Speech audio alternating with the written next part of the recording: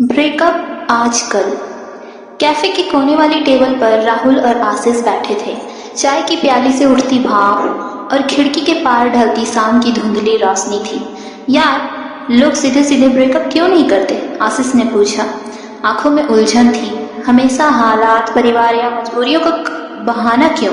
राहुल ने हल्का सा मुस्कुरा कर कहा, इंसान की फितरत ही है, ये तो होगा ही।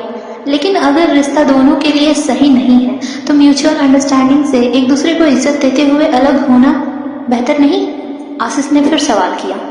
जरूरी है कि इसके लिए कोई कहानी गढ़ी जाए? राहुल ने चाय की चुस्की ली और मुस्कुराया। करोड़ों जीव हैं इस धरती पर, लेकिन सबसे विकसित दिमाग इंसान का ही है, तो दिमाग तो लगाएगा ही। आशीष ने बेचैनी से कहा, पर ये तो गलत है। राहुल थोड़ा आगे झुककर बोला, भाई साहब, बहाने बनाकर ब्रेकअप करना अब पुरानी बात हो गई है। इंसान अब एक कदम आगे बढ़ चुका है, अब वो ब्रेकअप का पूरा षड्यंत्र रचने लगा है। आशीष हैरान था। मतलब? राहुल ने कहा, अब ब्रेकअप सिर्फ एक मजबूरी का नतीजा नहीं, एक चाल बन चुका है। कभी लड़का कभी लड़की दोनों ही अपने पार्टनर को एक झूठी कहानी में फंसाकर अलग हो जाते हैं, और अगला इंसान कभी समझ ही नहीं पाता कि उसके साथ सिर्फ एक खेल हुआ है। जैसे? आशीष ने जिज्ञासा से पूछा। राहुल ने कहा, इसे समझने के लिए एक छोटी सी कहानी सुनो। आशीष थोड़ा आगे झुका। हाँ कहो। राहुल ने कहानी सुनानी शुरू की। एक लड़का था, उसे एक लड़की से प्यार हुआ जो दूसरी जाति की थी। इजहार हुआ, पहले लड़की ने इनकार किया, फिर मान गई। फिर क्या, दोनों रिश्ते में आ गए। 2 साल तक रहे और फिर सब वो कर लिया जो नहीं होना चाहिए था। आशीष ने पूछा, फिर? राहुल ने कहा, अक्सर ऐसा होता है कि जब सब कुछ पहले ही हो जाता है तो रिश्ते में एक्साइटमेंट कम होने लगती है। वही इन दोनों के साथ हुआ। प्यार धीरे धीरे तनाव में बदलने लगा। आशीष ने पूछा, और फिर? राहुल ने कहा, फिर वही जो अक्सर होता है, दोनों में से किसी एक का मन बदल जाना। बस कहानी में लड़की का मन बदल गया। उसने जाति का बहाना बनाया और ब्रेकअप कर लिया। आशीष ने उत्सुकता से पूछा, पर कैसे? क्या किया उसने? राहुल ने गहरी सांस ली और कहा, उसने अपने पार्टनर से कहा कि उसके घर वाले इस रिश्ते को स्वीकार नहीं कर रहे हैं, बल्कि उन्होंने धमकी दी है कि अगर लड़का सामने आया तो उसे जान से मार देंगे। उसने यह भी कहा कि अब उसके पास कोई रास्ता ही नहीं बचा, उसे मजबूरी में ब्रेकअप करना ही होगा, वरना ना सिर्फ उसे बल्कि लड़के के परिवार को भी खत्म कर देंगे। आशीष की आंखें चौड़ी हो गई। OMG! और लड़का, उसने क्या किया? राहुल ने फीकी हंसी के साथ कहा, हाँ, वो बेचारा डर गया। उसने लड़की से कहा कि वो उससे दूर हो जाएगा, बस वो अपने परिवार का ख्याल रखे। लेकिन असलियत कुछ और थी। क्या असलियत? आशीष अब और ध्यान से सुनने लगा। लड़की ने असल में अपने घर पर कुछ बताया ही नहीं, बल्कि बाद में पता चला कि उसके घर वालों ने उसकी शादी एक सरकारी अफसर से तय कर दी थी।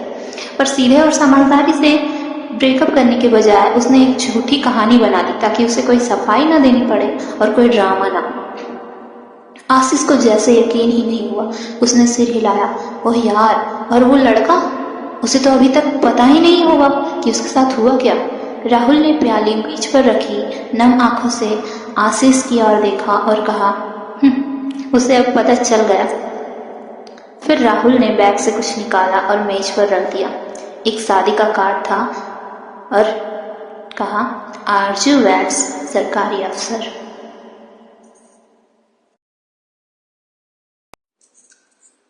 Valentine's story.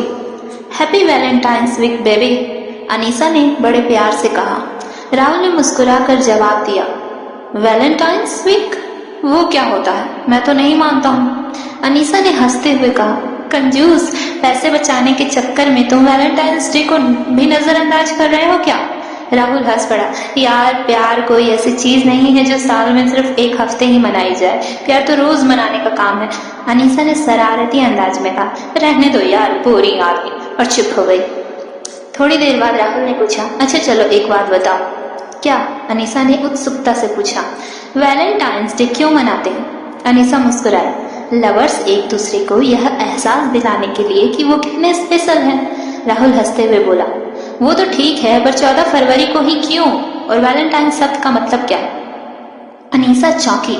यह तो मैंने कभी सोचा ही नहीं। राहुल मुस्कुराया। जानना चाहती हो? हाँ, अनीसा ने उत्सुकता से कहा। राहुल ने धीरे से कहना शुरू किया, बहुत समय पहले 3री सदी में रोम में एक ईसाई पादरी रहते थे। जिनका नाम था संत वैलेंटाइन। वे नेक दिल इंसान थे जो हमेशा दूसरों की मदद करते थे और प्रेम का संदेश फैलाते थे। उस समय रोम के सम्राट क्लॉडियस द्वितीय ने आदेश दिया कि सैनिकों को शादी करने की अनुमति नहीं होगी, क्योंकि उनका मानना था कि शादी से सैनिकों का ध्यान युद्ध से भटक जाएगा। लेकिन संत वैलेंटाइन इस आदेश से सहमत नहीं थे। उन्होंने सोचा कि प्यार और विवाह एक पवित्र बंधन है जिसे किसी भी परिस्थिति में रोका नहीं जाना चाहिए। इसलिए उन्होंने गुप्त रूप से सैनिकों और उनके प्रियजनों की शादी करवाई ताकि उनका प्यार और विश्वास बना रहे।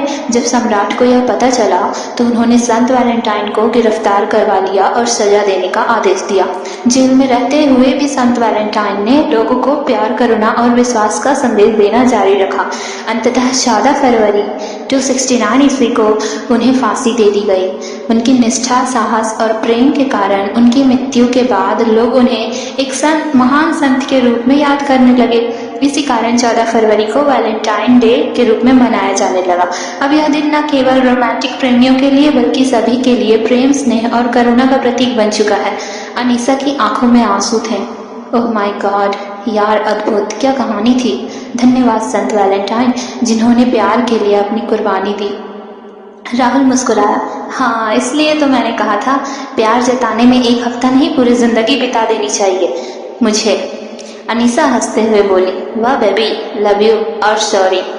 सॉरी किस लिए? राहुल हैरान होकर पूछा। बोरिंग कहने के लिए, तुम सच में बहुत इंटरेस्टिंग हो, अनीसा ने मुस्कुराते हुए कहा। राहुल ने प्यार से जवाब दिया, हैप्पी वैलेंटाइंस वीक जान, लव यू टू।